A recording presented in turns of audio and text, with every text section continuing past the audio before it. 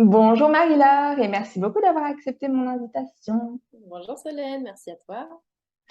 Alors, ce que je te propose pour les personnes qui vont te découvrir à travers ces témoignages, c'est tout simplement que tu commences par te présenter. Est-ce que tu peux nous dire qui tu es, où tu habites et surtout qu'est-ce que tu fais?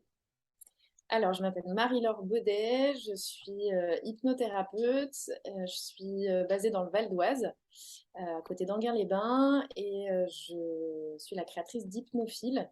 En fait, je suis spécialisée en parentalité, j'accompagne de la périnatalité jusqu'aux problématiques des enfants, des ados. Donc, je peux accompagner aussi bien les grands que les petits.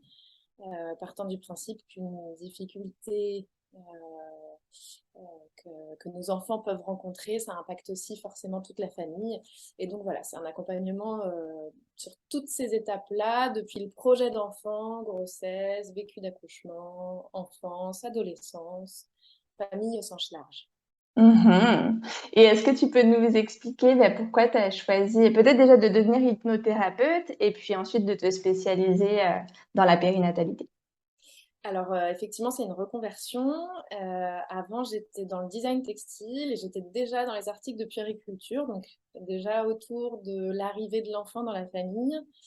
Et en fait, je me suis spécialisée autour de tout ça parce que, en écho aussi à à mon propre vécu, la maternité a été un tsunami pour moi, pas ma première grossesse, la grossesse c'était super.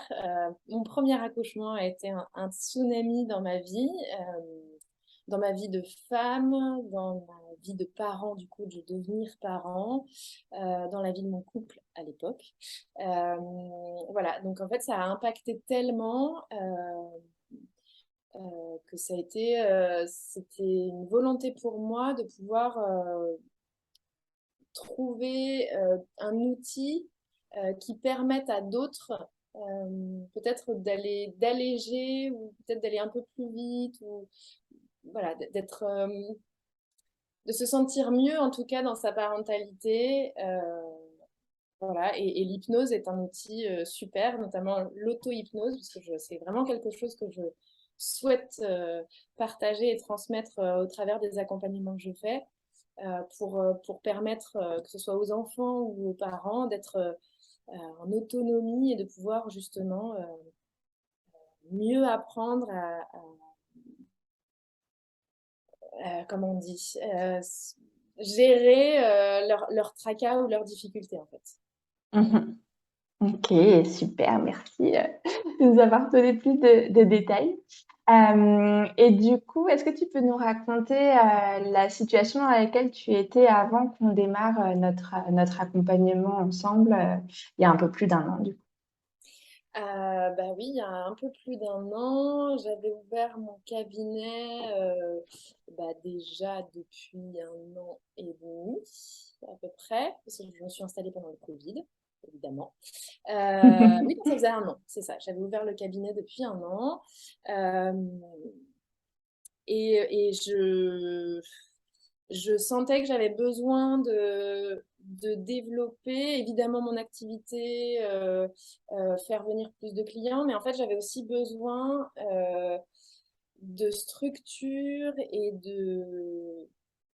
J'ai pas, je manquais de repères aussi bien en termes entrepreneurial, structure d'activité, quand faire quoi, comment réfléchir à mon activité, pas juste être dans mon activité, mais comment réfléchir sur mon activité, évidemment pour la développer aussi. Et je sentais bien que toute seule, en fait, je m'éparpillais, je me perdais, j'avais l'impression d'être un peu un hamster dans la roue, quoi. Mhm. Mm. Ok. Et à l'époque, qu'est-ce que tu espérais du coup? Quelles étaient tes attentes par rapport à cet accompagnement? D'acquérir vraiment.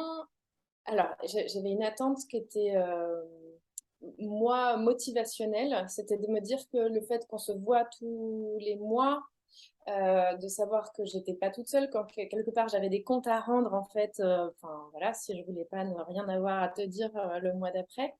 que ça allait me pousser aux fesses tout simplement pour passer à l'action, pour faire des choses, mettre des choses en place, m'y tenir. Enfin, j'étais vraiment en recherche de régularité et surtout de pas superficiellement, vraiment quelque chose de mettre en place des bonnes pratiques, mais à un niveau beaucoup plus, voilà, qui roule plus profondément en fait. Et j'ai oublié une partie de ta question. Non, tu as répondu. Enfin, la question, c'était quelles étaient tes attentes ou ce que tu Oui, espérais en rejoignant et l'accompagnement. du coup, évidemment, par là, de développer mon activité. Et je crois qu'en fait, l'attente derrière, c'était surtout de sentir que j'étais capable de développer mon activité. Il y avait ce Mhm. truc de capacité. Ouais, ouais, ouais. Et qu'est-ce qui a fait que tu as voulu travailler avec moi en particulier pour t'accompagner?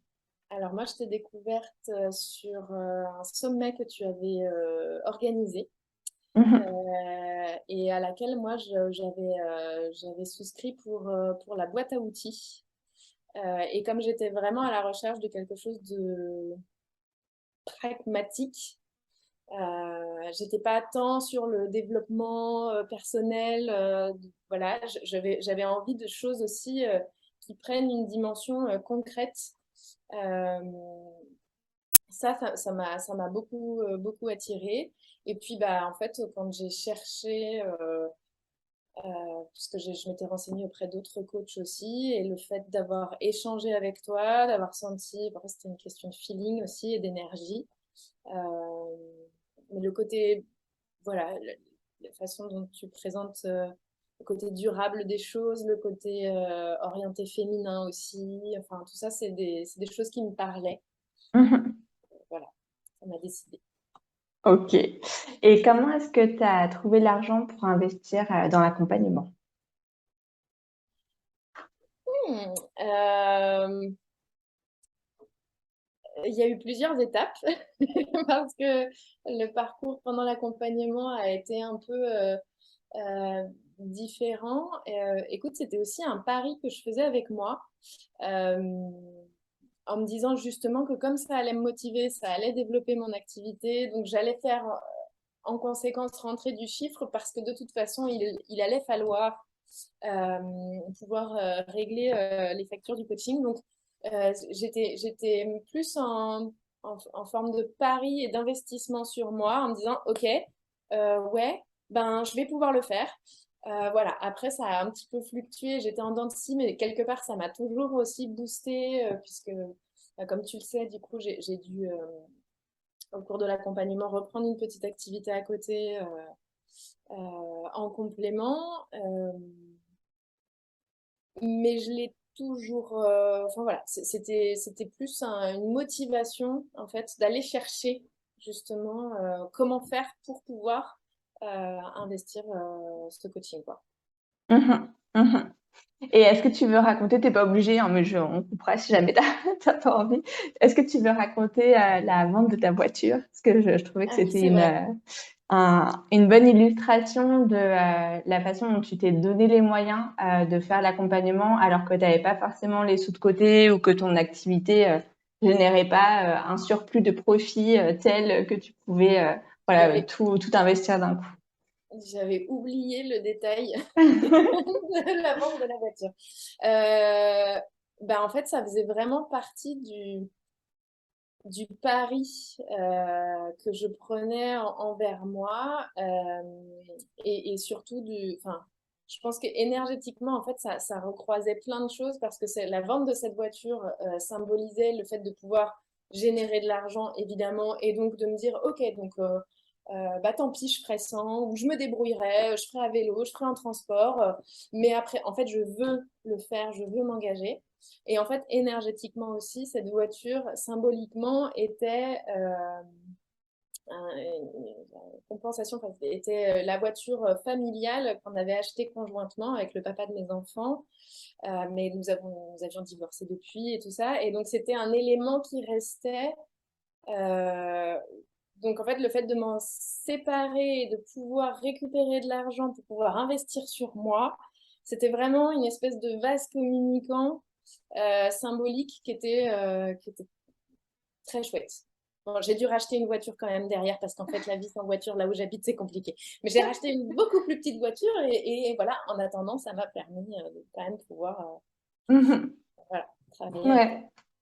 Non, mais merci voilà, pour ce partage parce que moi-même, j'ai trouvé ça super inspirant, en fait, ce que tu m'avais partagé, parce que je crois qu'on avait même commencé l'accompagnement alors qu'elle était en vente, mais pas tout à fait vendue.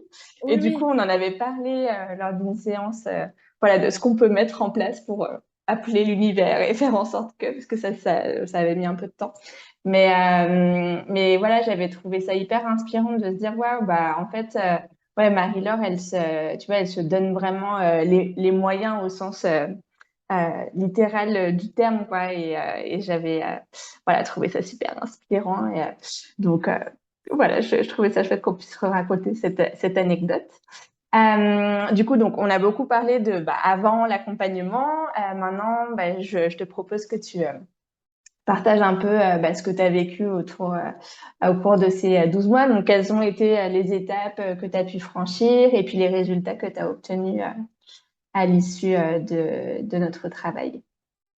Alors, les étapes franchies, en fait, j'ai j'ai une vision a posteriori du coup, en regardant au global, c'est de me dire que il aura fallu un an pour arriver là où je suis aujourd'hui et qui est pour moi un espèce de nouveau point de départ.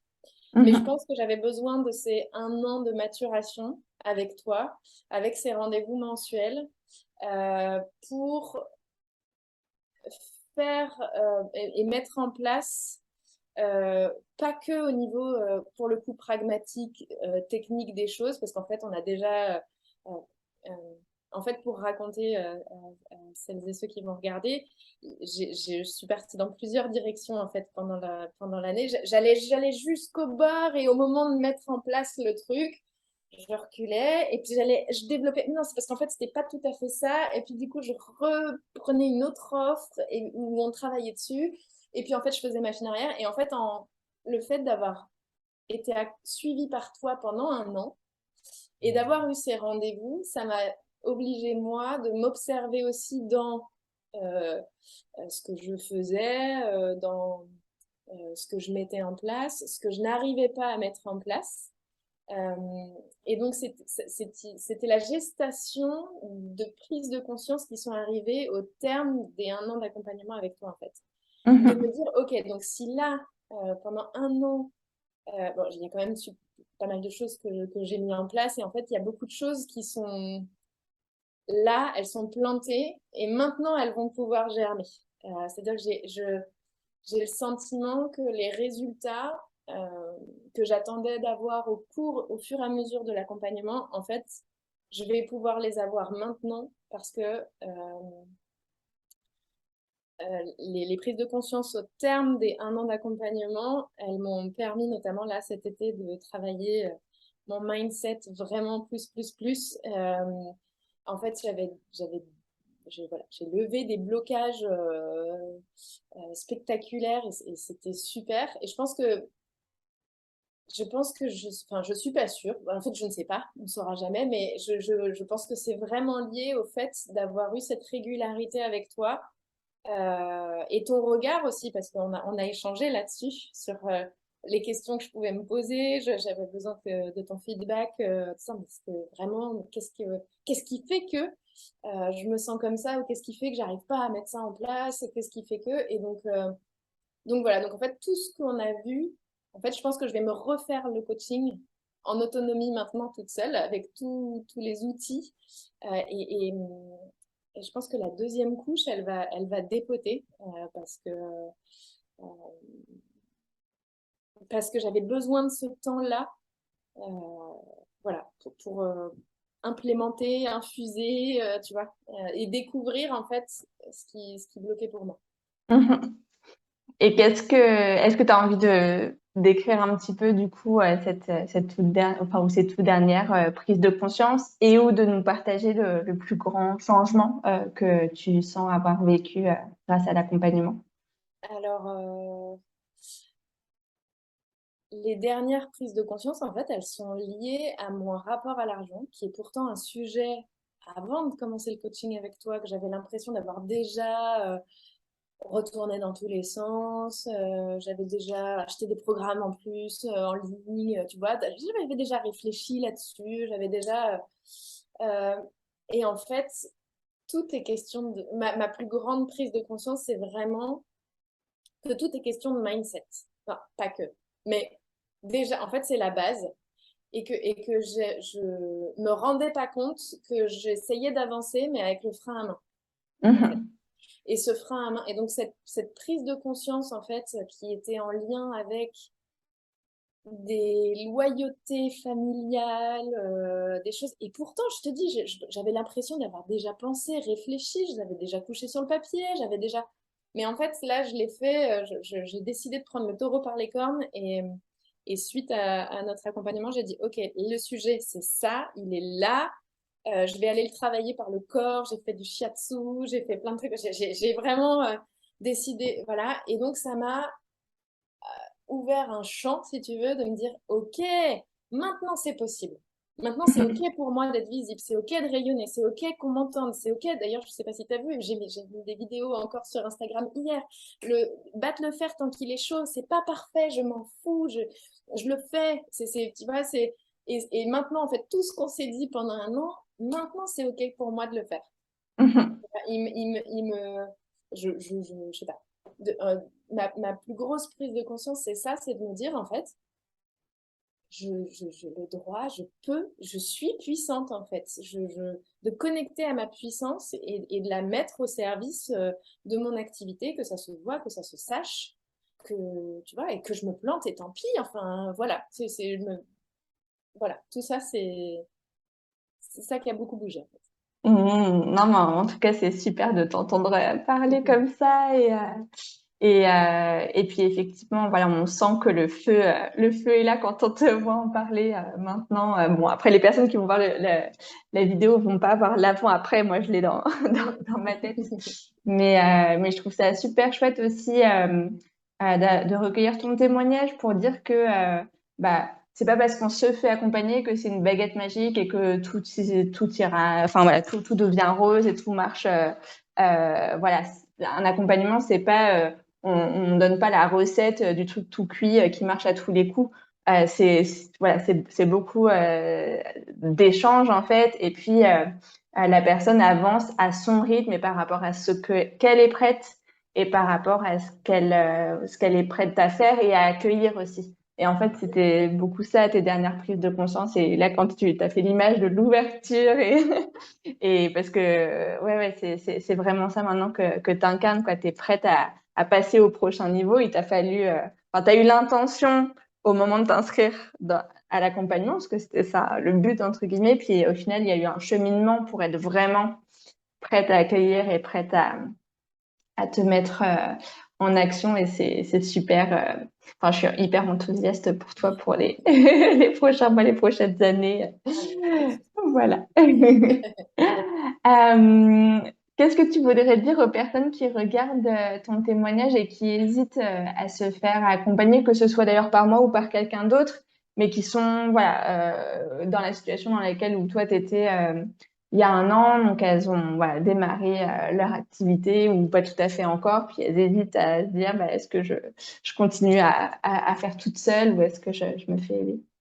Ben, ce que j'ai envie de dire après, c'est à double, à double niveau, mais forcément, moi, en fait, je me rends compte, alors que je suis moi-même aujourd'hui dans l'accompagnement.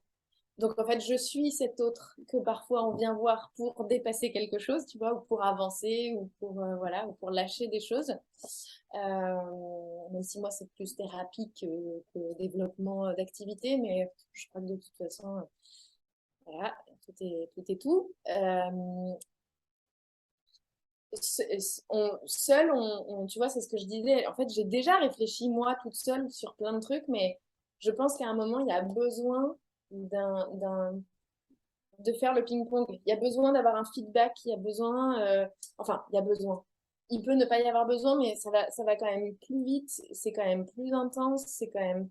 plus percutant, c'est quand même, ou plus doux peut-être, justement aussi, parce que soi à soi, des fois, moi je sais qu'il y a quelques séances où en fait tu m'as fait redescendre beaucoup euh, de pression, là où moi je me jugeais beaucoup de pas avoir fait, de pas, tu vois, ou de pas sentir que j'y arrivais, et donc du coup, de se faire accompagner, je trouve que c'est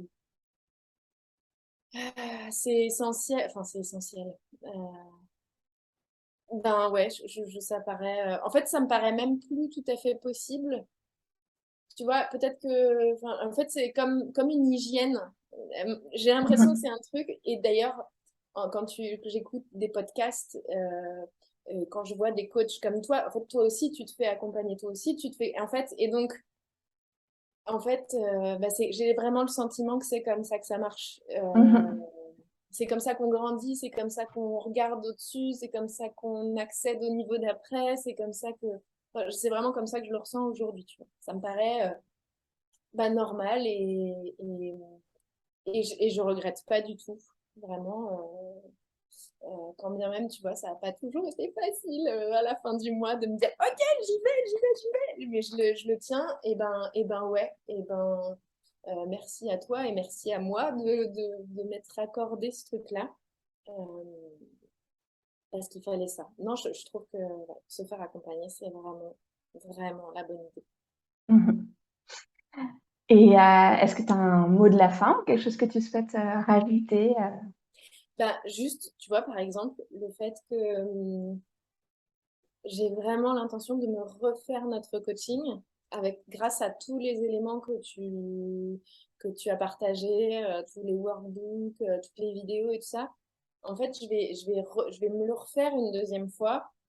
Parce que aujourd'hui, je suis sûre qu'avec l'état d'esprit que j'ai, avec l'énergie qui est différente, avec tout ce que j'ai compris, en fait, de pouvoir le faire moi à mon rythme, mais tu vois, de le refaire, en fait, je vais forcément piger les trucs différemment, je vais forcément voir plus ou mieux ou dire ah, tu vois, ça va. Voilà, je pense que Mhm. et en ça, je trouve ça super qu'il y ait du coup toutes ces ressources que tu fournis, tu vois, que tous ces supports, en fait, de pouvoir se replonger dedans.